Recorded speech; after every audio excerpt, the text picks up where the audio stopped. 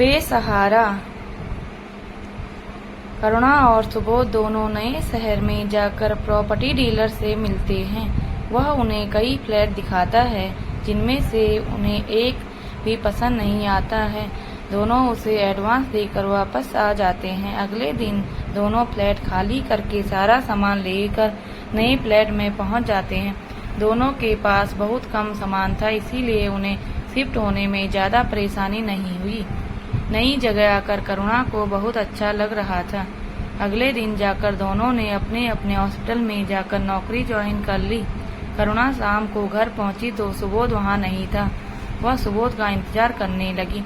सुबोध को फोन किया तो उसने कहा कुछ काम है, थोड़ी देर हो जाएगी। शाम को जब सुबोध आया तो करुणा ने पूछा, इतनी देर कहाँ लगा दी? सुबोध ने कहा, कुछ नहीं, बस तुम्हारे लिए कुछ खरीदारी कर रहा था।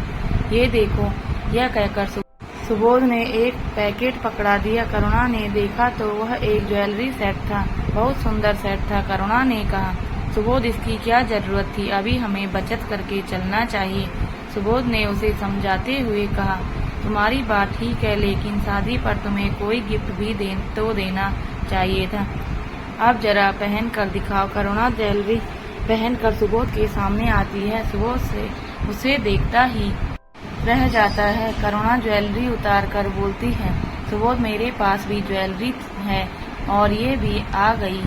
इसे घर पर रखना ठीक नहीं है। हम एक लॉकर लेकर उसमें रख देते हैं। सुबोध कहता है, ठीक है, कुछ दिन में लॉकर ले लेंगे, अभी यही संभाल कर रख लो। यह सुनकर करुणा ज्वेलरी को अपने ज्वेलरी के साथ रख देती है और फिर रसोई के काम में लग जाती है। इसी तरह समय बीत रहा था। करुणा सुबोध का साथ पाकर बहुत खुश थी। सुबोध उसे बहुत खुशी से रखता था। जिंदगी से उसकी जो शिकायतें थी वह अब दूर हो चुकी थी। शादी के 6 महीने सब कुछ ठीक चलता रहा। उसके बाद एक दिन करुणा ने सुबोध से कहा, सुबोध क्या बात है, अब तुम बहुत देर से घर आते हो? यह सुनकर सुबोध बोला, हॉस्पिटल में काम ज्यादा है, ड्यूटी है, करनी तो पड़ेगी ही। सुबोध और करुणा के बीच दूरियां बढ़ती जा रही थी। छुट्टी वाले दिन भी सुबोध काम का बोलकर हॉस्पिटल चला जाता था। सुबोध के बदलते व्यवहार से करुणा परेशान रहने लगी थी। उसने कई बार सुबोध से पूछा, लेकिन सुबोध ने कुछ भी नहीं बताया। करुणा को सुबोध की चिंता रहने लगी।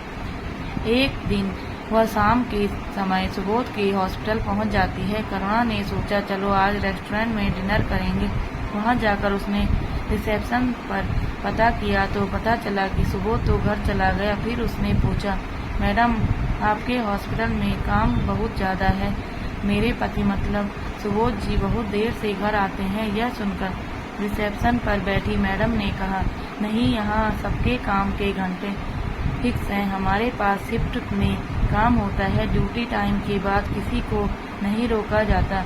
यह सुनकर करुणा दिल धक से बैठ जाता है। हे भगवान, सुबोध मेरे से झूठ क्यों बोलकर घर से गायब रहता है? वह मुझसे बचने की कोशिश कर रहा है। इसी उधेड़-बुन में वह घर पहुंच जाती है। कुछ देर बाद सुबोध आ जाता है। करुणा उससे पूछती है तो वह वही हॉस्पिटल का बहाना बना देता है। करुणा उससे कहती है, मैं आज हॉस्पिटल गई थी, वहाँ तो कोई ओवर टाइम नहीं होता, फिर तुम देर तक कहाँ रहते हो? सुबोध यह सुनकर हक्का बक्का रह जाता है।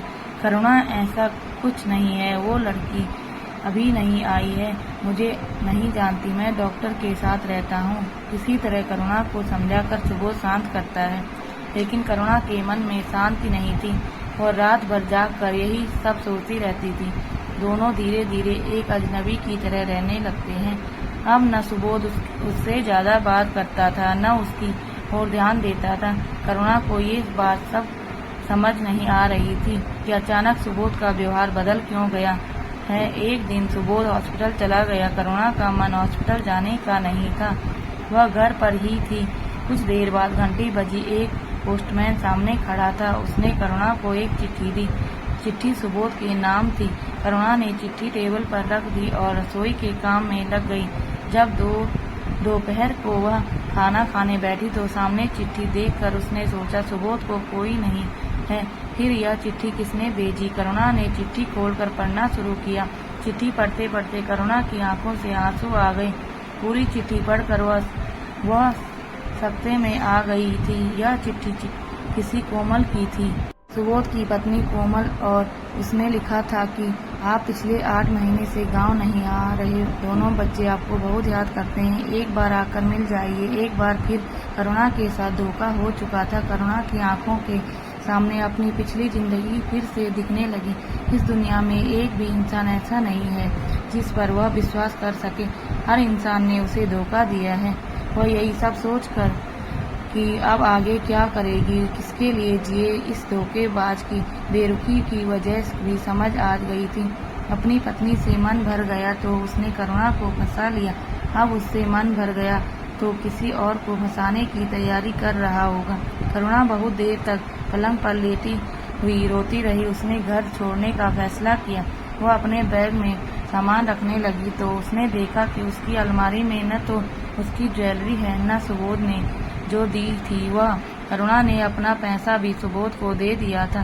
शादी की तैयारियों के समय वह बचा हुआ पैसा भी अलमारी में नहीं था। करुणा समझ चुकी थी कि उसके मान सम्मान के साथ साथ उसकी ज्वेलरी, उसके पैसों को भी लूटा जा चुका है। बस किसी भी दिन सुबोध उसे छोड़कर भाग जाने वाला था, ऐसी जगह जिसके बारे में उसे कभी पता नहीं लग पाएगा। आज अगर यह चिट्ठी उसके हाथ नहीं लगती तो उसे कभी इस सच्चाई का पता नहीं लगता। करुणा वह चिट्ठी टेबल पर रख दी और सब कुछ छोड़कर घर से चल दी। इधर शोभा को करुणा के बारे में कुछ पता लग गया था कि उसने सुबोध से शादी कर ली और यह शहर छोड़ दिया। शोभा के सवालों के जवाब तो उससे नहीं मिल रहे थे, लेकिन वह खुश थी कि करुणा को एक जीवन साथी मिल गया। वह जहाँ भी रहे खुश रहे। शोभा सुबह अखबार पढ़ रही थी, तभी उसकी नज़र एक खबर पर पड़ी। फोटो देखकर शोभा डर गई। यह करुणा की फोटो थी। करुणा ने नदी में कूदकर जान दे दी थी। यह फोटो उसकी पहचान के लिए छापी गई थी। शोभा तुरंत गाड़ी लेकर वहां के पुलिस स्टेशन पहुंच गई। उसने करुणा के बारे में पता किया। पुलिस इंस्पेक्टर ने उसे लाश की शिनाख्त करने के लिए चलने को कहा। शोभा ने वहां जाकर देखा, लाश करुणा की ही थी। वह करुणा से लिपटकर फूट कर रोने लगी। पुलिस ने बताया कि करुणा के हाथ में पॉलीथीन बंधी थी, जिसमें एक खत था जो शोभा के नाम था।